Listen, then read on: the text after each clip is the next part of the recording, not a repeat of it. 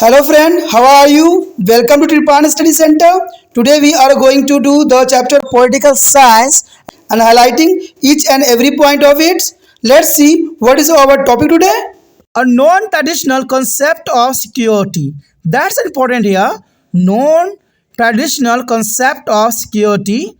You know that non-traditional concept of securities include all those threats which are the dangerous not for any one country, but there is an entire world and cannot be solved any one country alone. That's important here.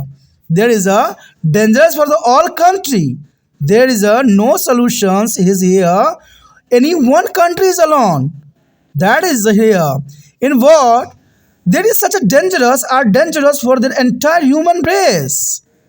In other words, such are dangerous here entire human race, and such as here natural disaster, poverty, epidemics, and terrorism, and global warming, pollution, and refugees and problems, and increasing of population, etc.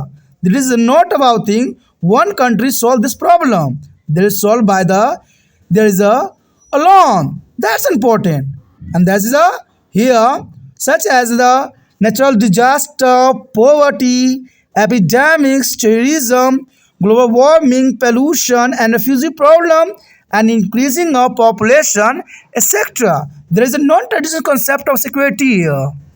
You know that there is a point here, non-traditional belief here. That's important. You know that non-traditional notation of security go beyond our military threats to include a wide range of threats and dangers affecting the state of human existence. That's important. And there is a next point. Non-traditional value of security has been to the is called human security, or also called here a global security. That's an important point. Non-traditional view of security have been called human security, and there is also is a global security. And by human security mean the security of people more than security of states. That's important. The human security we mean the security of people more than the security of states. Proponents of narrow concept of human security focus on a violent threat to the individual. You know that's important. Proponents of a narrow concept of human security focus on a violent threat to individual. Not that important. And proponent of a broader concept of human security agree that there is a threat agenda and should include hunger, disease, and natural disaster. That's important here. Their threat agenda should include hunger, disease, and natural disaster.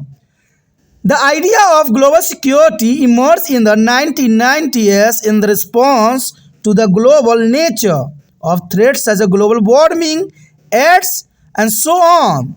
There is an important here, non-traditional here. That is the threats such as global warming.